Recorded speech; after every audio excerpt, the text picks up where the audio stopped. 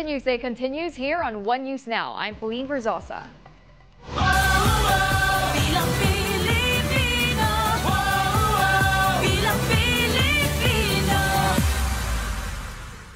At least 87 party lists are vying for congressional seats. On Sunday, Rowena Guanzon of P3PWD filed her Certificate of Nomination and Acceptance, or CONA. Former NTF-ELCAC spokesperson Lorraine Badoy also filed for Epanaw Sambayanan party list. ACT Teachers Party List is also seeking re-election in the 2025 midterm elections. Other groups that already filed their CONAs include Mamamayang Liberal and Kabataan party lists. Is Cavite Governor John Vic Remulla going to be our next Interior Secretary? Well, a source told One News that President Bongbong Marcos has tapped him as Benhur Abalos's replacement. He was also informed about the announcement regarding his appointment in the coming days. Abalos will resign as Interior Secretary for his senatorial bid in next year's midterm elections. Remulla recently filed his certificate of candidacy for his re-election bid as Cavite Governor. If he is the new Interior Secretary, he will join his brother Justice Secretary Boying Remulla in the Marcos cabinet. Nagsanib puwersa ang Department of Trade and Industry at Philippine Chamber of Commerce para tutukan ang paglago ng Micro, Small, Medium Enterprises o MSMEs. Pero ano nga ba ang dapat nating asahan sa pagtutulungang ito? Para bigyan ng mukha ang balita, Mobile Journal, Francis Orcio. 99.5%. Ganyan kalaki ang sakop ng mga micro, small, and medium enterprises o MSMEs sa kabuuan ng mga pinatatakbong negosyo sa buong Pilipinas. Base yan sa ulat ng Philippine Statistics Authority o PSA noong 2023. Lumalabas din sa pagsusuri na karamihan sa mga Pilipinong manggagawa ngayon, MSME ang employer. Kaya kung meron daw talagang lodi sa pagpapalago ng ekonomiya ng bansa ngayon, MSMEs talaga yan. Sa pagtitipon ng mga kinatawan ng Philippine Chamber of Commerce and Industry o PCCI, pati ng Department of Trade and Industry, pinag-usapan kung paano pa mapapaigting ang pag-asenso ng mga negosyo sa bansa, lalo ngayong umuusbong pa ang makabagong teknolohiya at ang gamit ng social media. At the DTI, we envision a future where our MSMEs, regardless of size or sector, has the tools, that they have the knowledge, and the opportunities not just to survive, but to thrive in the digital age. Matatandaang noong pandemya, literal na huminto ang mundo ng kalakalan kaya maraming mga negosyo ang nagsara. Isa raw sa naging problema ang kakulangan ng kaalaman ng MSMEs sa digital marketing at kawalan ng digital transaction system. Kaya sa 5-point agenda na isinusulong ng DTI, una ang digitalization, kung saan mas hihikayatin pa na mag-adapt sa e-commerce at digital marketing ang mga negosyo. Ikalawa, diversification, para kumbinsihin ang mga MSME na pag-aralan kung sino pa ang posible nilang market, mapa-local o international.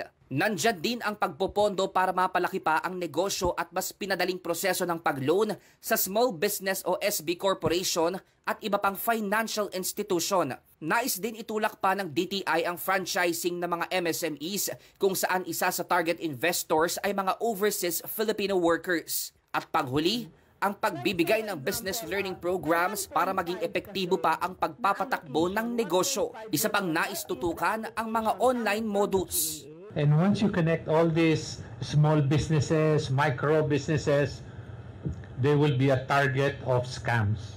So it is our capacity building on training them para hindi maloko yung mga negosyante natin at yung mga micro businesses. Ngayong Oktubre, magtitipon pa ang iba't ibang business leaders, government officials at stakeholders para sa ika-50 anibersaryo ng Philippine Business Conference and Expo ng PCCI. Dito tatalakayin kung paano susolusyonan ang mga hamon sa sektor ng pagnenegosyo at bibigyang oportunidad ang mga MSMEs na makakatulong sa paglago pa ng ekonomiya. Mobile journalist Francis Orcio po, hatid ang mukha ng balita. And now for the latest on the weather, Pag-asa is monitoring a low-pressure area within the Philippine territory. The LPA was last spotted some 165 kilometers west-northwest of Coron, Palawan. Its chance of developing into a cyclone remains low as of the moment. Meanwhile, a tropical depression was seen outside the Philippine area of responsibility. The Weather Bureau says it is unlikely to enter PAR in the coming days. Now, some areas may experience scattered rains due to the LPA and Intertropical Convergence Zone, and these include Bicol, Mimaropa, Quezon, Rizal, Laguna, and Batangas. The rest of the country may also expect rains due to the ITCZ and easterlies. Former President Rodrigo Duterte is open to attending the House hearing on extrajudicial killings. Duterte hopes, though, that lawmakers will be asking the right questions. The former president also welcomes investigations into his supposed link to the killing of PCSO executive Wesley Barayuga. The killing was allegedly orchestrated by Duterte appointee, former PCSO General Manager Royina Garma.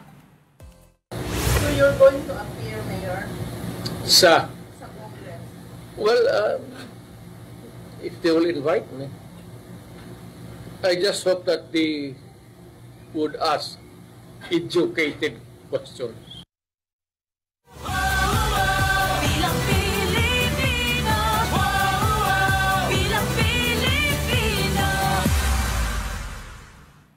More aspiring candidates are expected to file their certificates of candidacy today. And now let's get more details on the ground from our mobile journalist Amy Atienza, who joins us live from Manila this morning. Amy, may mga nakapag-file na ba ngayong araw? It is the 7th and second to the last day na nga ng filing of COC, no? So meron na ba nakapag-file this morning? Yes, Pauline, nakalinya nga ang mga magpa-file ng kanilang COC dito ngayon sa Manila Hotel 10 City at nakita natin kanina umaga itong si former Senator Gringo Honasan na nag-file ng kanyang COC for the Senate. Pero konting pagbabalik lang sa nangyari nung weekend. Nung weekend, nakita natin si Ben Tulfo na nag-file na ng kanyang COC nung Sabado at sumunod naman ang kanyang kapatid nung Sunday.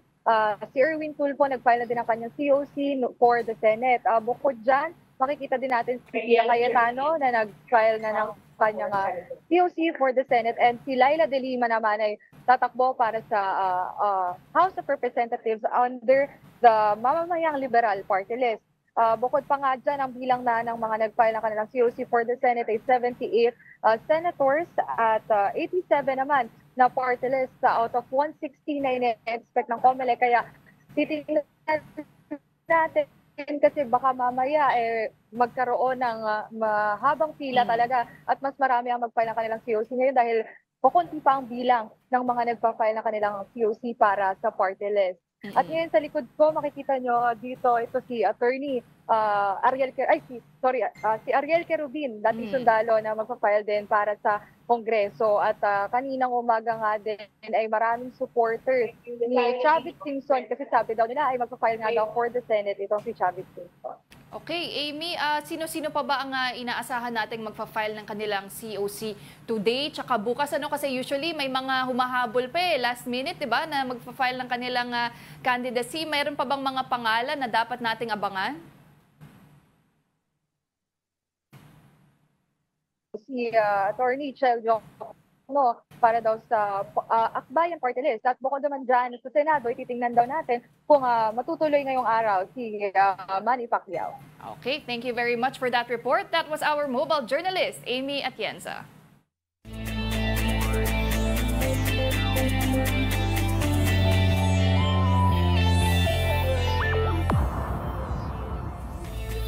Hindi hadlang ang kapansanan para sa isang 20 anyos na estudyante mula Cotabato para maglaro ng volleyball. Kaya ngayon, parte na siya ng sitting volleyball national team. At para bigyan ng mukha ang balita, Mobile Journal, Denise Valdesancho.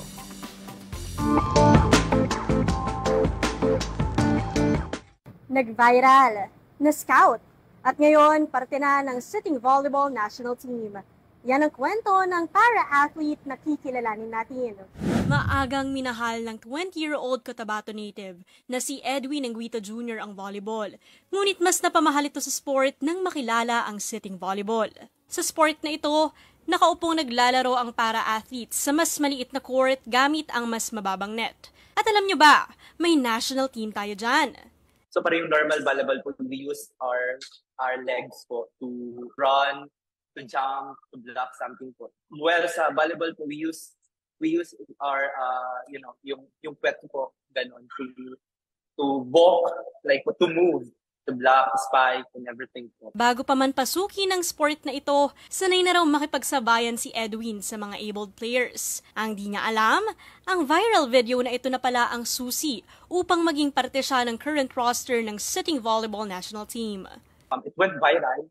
So then that's the time when one of my coaches DM me and he said po na that I am interested po to become a national team daw po. 2023, opisyal na napabilang ang Cotabato native sa roster ng sitting volleyball national team. Inborn ang pagkawala ni Edwin ng kanyang left arm at leg. Sa kabila nito, dream come true. Ayon sa kanya ang mabigyan ng pagkakataong maging kinatawan ng bansa. At may isa pa siyang goal. After po, siguro we could take the medal po sa country po natin this ng SEA Games po, gano'n.